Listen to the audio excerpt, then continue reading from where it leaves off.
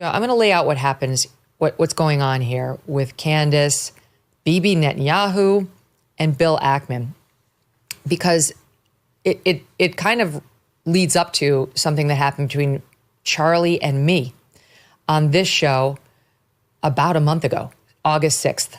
Okay, and the audience experienced this with me, so I'm just going to set up what's happening so everybody understands. Bibi Netanyahu went on Fox News on September 11th, the day after Charlie was shot, and commented on the loss of the man he said was his friend. And here's that in SOT 1 in part. He was an extraordinary friend. He said, he wrote me a letter on May 2nd this year. He said, one of my greatest joys as a Christian is advocating for Israel and forming alliances to defend Judeo-Christian civilization. A few weeks before the tragedy yesterday, I called him and I spoke to him and I said, please come to Israel. I invited him to Israel. And sadly, that visit will not take place. But he was a defender of our common Judeo-Christian civilization. He was unbelievably excited to walk in the footsteps of Jesus here. He valued our bond, the bond between America and Israel. Okay, so Candace, who's been critical of Israel in this conflict, did not appreciate that we had a foreign leader reading part of Charlie's letter, trying to characterize his stance on Israel without giving it its full measure, because it had changed a bit in recent months. And she is not wrong about that. She responded on her show, and Candace was very good friends with Charlie. I mean, she called herself a Mason of Turning Point, and she is. She is. She helped build that group when she was coming up and Charlie was coming up, and they're both very young. They were out there at many events together before anybody knew the name Turning Point or Charlie Kirk for that matter. And I was actually very moved by the video montage she showed of pictures of her and Charlie together and singing together and dancing, having a great time. You know, they're young in this business and figuring things out. So I believe Candace is sincere in her upset around Charlie's everything. I mean, obviously around Charlie's death, but around people trying to talk for him and sort of summarize his position on something as controversial as Israel. So here's what she said. Again, in part, you should go watch her show to hear the full measure. But here is what she said in response to Netanyahu on her show just the other day, SOT 2. No, there definitely is a little bit more to the story. First and foremost, that letter he is holding up, he is severely misrepresenting.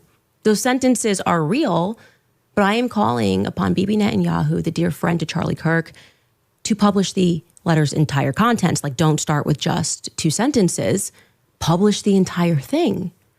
You're holding it. I'm saying you're severely misrepresenting the contents, that in May, Charlie was concerned about Israel and their influence on American politics and how they were pushing things that he felt were in conflict with his beliefs, free speech here in America. Bibi's holding it up like Charlie just in May said, hey, you know what? I just want to write a love letter to Israel. That's how it was presented. Would you guys agree? That's not how it happened. So she's basically suggesting he's leaving out an important piece of Charlie's evolution on Israel. She went on to talk about, and this is the first I had heard this news, a meeting that Charlie had at the home of Bill Ackman in the Hamptons on October 5th. August 5th, with a bunch of influencers, as it was described by Bill Ackman later, some of whom he said were pro-Israel and some of whom he said maybe not so much. And there was a meeting at Bill Ackman's Hamptons home. Charlie was there. So were some other so-called influencers. And Candace suggests that at that meeting, Bill Ackman pressured Charlie, he was very supportive of Israel. Do not get me wrong. I mean, I know. I spoke with Charlie directly about this. But he was starting to have the same doubts, questions about whether this could continue without Israel losing all of its support in the world, as I was. And he and I had a long talk about our frustration at being dubbed anti-Zionist or anti-Israel or anti-Semites even, just for those very mild criticisms. I mean, my God, it was fucked up, okay? It really was. And he was frustrated by that, and so was I. Now, Candace had a different characterization of that meeting than the one you're going to hear from Bill Ackman. And hers dovetails with this reporter, Max Blumenthal, who also reported on the meeting. Here is what she said, again, in part, in SOT 4, where she said they had this meeting, and she suggested that meeting with Bibi occurred while Charlie was at that meeting at Bill Ackman's house in the Hamptons. A couple of weeks ago, before Charlie lost his life, Charlie was in the Hamptons, and he had more than one event, but he had essentially what was staged, an intervention was staged by Bill Ackman, because Charlie's thoughts, Charlie's rational thoughts about Israel were a no-no. This is not the route that you should be going on. And Charlie was surrounded by his friends, his quote-unquote friends. Bill Ackman was very upset, and threats were made. It was at this time that Bibi Netanyahu was called, and Charlie was invited to Israel. This was an under duress situation, I would say. And I know that Charlie was offered a ton of money in this moment. A ton of money. Bibi would fund it, spend tons of money. And Turning Point, I guess, if it needed to go to a higher level, would have gone to an even higher level than it already was at. And I know for a fact that Charlie denied that funding, that Charlie denied, and what Bibi didn't include there, he declined to go to Israel. Okay, here's more. This Max Blumenthal reporting, he writes for his own outlet called Gray Zone. He used to work for the Daily Beast. The Nation Media Matters, which explains why in his reporting he referred to me as an anti-Zionist. Wrong, Max. I'm totally a Zionist. I completely believe in Israel's right to exist, and I've defended their right to defend themselves after the disgusting, horrendous terrorist attack on them in 2023. So get it straight. But in any event, he too reported that the Ackman outing was an intervention he used, during which sources say he and others hammered Charlie, that Charlie came away fretting about Israeli blackmail. He says he's spoken to 5 people with intimate knowledge of Kirk's meeting, and that he alleged that Ackman personally confronted Kirk about his views on Israel. An unknown British woman joined in the argument and began screaming at Charlie. When his host presented him with a detailed list of every offense he supposedly committed against Israel, Charlie was horrified, said one person. Ackman also allegedly demanded that Kirk rescind his invitation for Tucker Carlson to speak at his upcoming America Fest 2025 in December. Ackman, he came under fire too, because he had tweeted out recently, "I feel incredibly privileged to have spent a day and shared a meal with Charlie Kirk in the summer. He was a giant of a man." And once again, Candace and others suggesting that that's not the whole story, because if he really was threatening Charlie, that's a weird tweet, an incomplete tweet. Now, Bill Ackman responds, as only Bill Ackman can. We'd be here for another 3 hours if I read you his whole response. As you guys know, the Ackman tweets are just legendary for their 49 paragraphs minimum. But this one deserved a bit of a response because he's being accused of something pretty vile. And he described these accounts as totally false. "I think I can easily put this to bed. He promised I have receipts, as they say. He did not abide when asked to provide the so-called receipts," reports Max Blumenthal. But Ackman did go on X and said, "I've been slandered by Candace Owens." She'll be responding, I'm sure, shortly, of staging an intervention with Charlie in which threats were made. He says it's not true. "At no time have I ever threatened Charlie, Turning Point, or anyone associated with him. I've never blackmailed anyone, let alone Charlie. I've never offered Charlie or Turning Point any money in an attempt to influence them. I connected with Charlie when he had DM'd me in late May of this year and expressed interest in meeting me. On the Zoom, he explained to me that conservatives, in particular young ones, were getting tired of defending Israel, and this was very concerning to him. He suggested," Bill Ackman says, "Charlie, that recruiting a group of junior Charlie Kirks who could host open mic sessions on college campuses would be an effective way to encourage debate on a host of issues, an approach he believed to be worthy of consideration and better enable students to get to the truth. I was interested in learning more. We scheduled a series of conference calls between Turning Point staff members and members of my team. And then we assembled this diverse group of influencers for a 1.5-day session. We chose the afternoon of August 4th to the afternoon of August 5th for the convening. Charlie and members of my team worked to put together. I offered to host the sessions so that I could attend some. Charlie sent out the invitations. About 35 or so influencers accepted. Charlie and Turning Point put together the agenda. Some were critical of Israel. Some were supportive. At the end, I sat with Charlie and members of my team. We discussed the events of the evening. Charlie believed he had identified a number of potential Turning Point ambassadors who could launch open mic events on campus and would then follow up with them. We agreed to keep in touch thereafter. We corresponded by text over the next few weeks. This was not an intervention to blackmail Charlie into adopting certain views on Israel. It was nothing of the sort. Candace did respond in part on X last night, saying, I know feigning victimhood is kind of an Israeli brand thing, but I was clear that Charlie felt blackmailed by the offer to fund TPUSA, which he refused, meaning from Netanyahu, I think she means here. No one said Bill Ackman blackmailed Charlie. Try to resist the urge to rewrite history. And she goes on saying people in attendance did characterize it as an intervention. Here is where I'm going with it. Oh, and by the way, I should mention, this is important. Andrew Colvett, who is Charlie's right-hand man at Turning Point, we know him well, wrote the following. I've been asked about this weekend event with Bill Ackman more than a few times now, so I asked our staff who were traveling with Charlie to find out what's true. His team was with him 100% of the time when he was not in his hotel room. Here's what they told me. Bill never yelled at Charlie, never pressed him on BB, never gave him a list of Charlie's offenses against Israel. There was concern raised about having Tucker at the Student Action Summit. We don't believe this came from Bill. And Charlie's reply was, honestly, people telling me not to have Tucker makes me want to have Tucker. And I am going to lock him in for AmFest too. Charlie personally told me, says Andrew, he had a very cordial relationship with Bill and the event was productive. Those are the facts.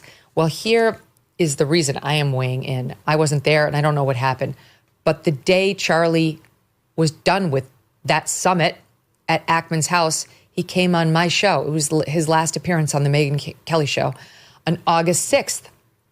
And I asked him about his evolving views on Israel and about the criticism we both had come under for, honestly, like the most milquetoast criticisms of Israel. It was just crazy. I don't think Charlie actually even really did criticize Israel. I think he just hosted his Turning Point event in July in which he had tons of pro-Israel people, tons.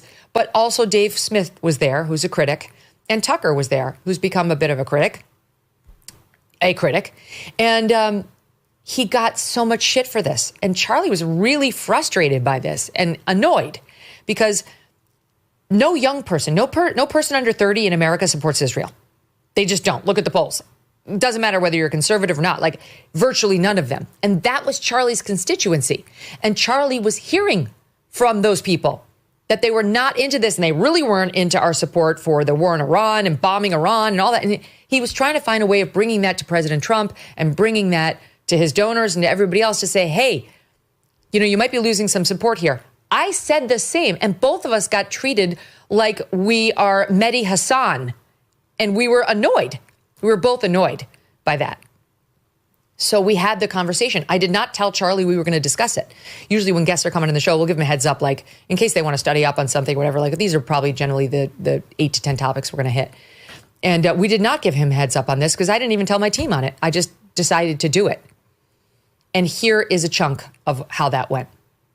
And something's happening, though, with this whole debate that is really bothering me, and I wonder if you're feeling it too. My contention here is that some in the pro-Israel camp are so knee-jerk about calling you anti-Semitic or getting deeply offended if you say anything that doesn't align with their narrative, that it undermines their own cause. And I have to tell you, I find it very irritating.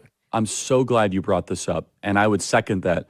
Megyn, I think I have a bulletproof resume showing my defense of Israel, both on campus, on social media, to great, let's just say mockery and scorn at times because I believe it, right? I believe in the scriptural land rights given to Israel. I believe in fulfillment of prophecy.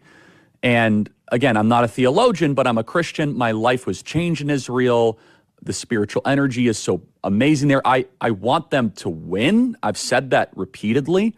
Same. And however, Megyn, you're hitting on something very potent and important. Now, let me first say, I don't want to judge an entire group because there's been many people in the pro-Israel world that have been very sweet, very kind, very nuanced, very Charlie, you were with us. You don't have to agree all the time. However, and I will say this, the behavior by a lot, both privately and publicly, are pushing people like you and me away. Not like we're going to be pro-Hamas, not like we're going to, but we're like, honestly, the way you are treating me is so repulsive. I have text messages, Megyn, calling me an anti-Semite.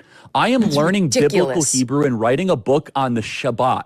I honor the Shabbat, literally the Jewish Sabbath. I visit Israel and fight for it. It's very irritating. It's been almost so as if unfair. They were coming after you after a turning point for, among other things, that you had Dave Smith there. Dave Smith is allowed to criticize Israel. You had both sides. The Israeli side was overrepresented. Though. No, you're not allowed to. It's even worse than that. Again, I just want to repeat for the 5th time. I love Israel. I want Israel to win. But my moral character is now being put into question, Megyn. Not my decisions. Not like, hey, are you doing this? Is it smart or is it dumb? But no, I am a bad person if I do this. And I could go, you saw it, Megyn. It was trending on Twitter, thousands of tweets and text messages. And if I were to be charitable and generous, I will say the people that are attacking me are in a hyper-paranoid state because they're at war, and war tends to make things black and white, and you're a hammer looking for a nail. So I'm trying to be charitable, Megyn. Literally, I'm trying to cut as much slack as I can, right? Like, okay, what would it be like if all of a sudden I'm starting to see a pattern of behavior similar to what my grandparents saw in 1930s Germany online? How would I behave? So that's like my charitable kind of overcompensation spirit. At the same time, I'm like, but it's not defensible to be dumb, right? Yeah. So, and it's offensive. It's offensive to those of us who have been out there defending them in many instances against critics on our own side. And now you have a couple of comments like, well, what about this? Well, has it gone on too long? Like, is it time to wrap it up? And the thing about Epstein is just so bizarre. I don't know who he was an agent for. It might have been Israel or an asset, or it might have been nobody. Yeah. But we're allowed to speculate about that. It's there's some rule. You can't go there when it comes to Israel. Well, you and I believe that we're Americans and Americans first, period. End of story. We are citizens of this nation. Personality types like you, myself, and Tucker, the more that you guys privately and publicly call our character into question, which is not isolated, right? Megyn, it would be one thing if it was one text or two texts. It is dozens of texts. Yes. Then we start to say, hold the boat here. I thought that was very, very well said by Charlie, as usual. And I want to verify that he was feeling frustrated, and he was feeling pressured, and he was feeling like his character was being assassinated by people publicly and privately who are, I guess, consider themselves more pro-Israel than Charlie. And he refused to back off of his criticisms and said the truth, which is, in his case and in mine, the more you tell us we can't talk about something the way we want to talk about it, the more we're likely to do it. There is a war happening right now, and I'm not just talking about the Middle East. I'm talking about a civil war inside the American conservative movement. And Megyn Kelly just walked straight into the middle of it, picked up a microphone, and refused to look away. If you thought the right was unified, think again. Let's be clear about what's actually happening here, because the mainstream media won't tell you the full picture. This isn't just a spat between political commentators. This is a fault line, a deep, ideological fracture, cracking open in real time between some of the biggest names on the right. On one side, you have Charlie Kirk, the Turning Point USA founder who has built an empire on patriotic, pro-Israel conservatism. On the other, Candace Owens, his former ally, now arguably his most high-profile critic, who has been willing to say things publicly that most conservative media figures won't touch with a 10-foot pole. And then Netanyahu enters the frame. When the Israeli Prime Minister invokes Charlie Kirk's legacy, not just his name, but his legacy, that is a deliberate, calculated move. That is a foreign leader planting a flag in an American culture war. You need to ask yourself, why would Netanyahu feel the need to do that? And who is he signaling to? Now, Candace Owens has never been someone who softens her opinions to protect friendships, and that's exactly what makes her dangerous to the establishment on both sides. Her remarks about the letter and Kirk's views on Israel aren't coming from nowhere. They're coming from a growing and increasingly vocal section of conservatives, particularly younger, Christian nationalist-adjacent voices, who are genuinely asking, should American conservatism have a blank check relationship with Israeli foreign policy? That is not an anti-Semitic question. That is a geopolitical question. And the fact that even asking it gets you immediately branded and ostracized tells you everything you need to know about how little tolerance there is for debate on this issue inside conservative media. Candace didn't flinch, and the backlash she got was ferocious. But here's what her critics miss. The ferocity of the response proves her point. You don't panic attack someone this hard unless what they said landed somewhere uncomfortable. Megyn Kelly has done something that very few people in cable news, past or present, are willing to do. She has publicly aired her own conversation with Charlie Kirk on Israel, laid it bare, and then turned around and also given space to the critique of Kirk's position. That is not fence-sitting. That is what real journalism looks like. Kelly doesn't need to protect Charlie Kirk. She doesn't need to protect Candace Owens. She has no corporate master to answer to, no advertiser pulling her leash. And that freedom, that independence, is exactly why this segment is blowing up. Her breakdown isn't just commentary. It's a mirror held up to the conservative movement, and the reflection isn't flattering. Let's not gloss over the Ackman dimension here, because it matters enormously. Bill Ackman is not a commentator. He is a billionaire activist investor who has made pro-Israel advocacy a central pillar of his public persona. His involvement in this controversy, whatever form it takes, is not organic. It is strategic. When someone with Ackman's wealth and reach enters a media controversy, money and influence follow. Platforms get pressured. Careers get shaped. The question Megyn Kelly is implicitly raising, even if she doesn't say it outright, is this: who is funding the narrative and why?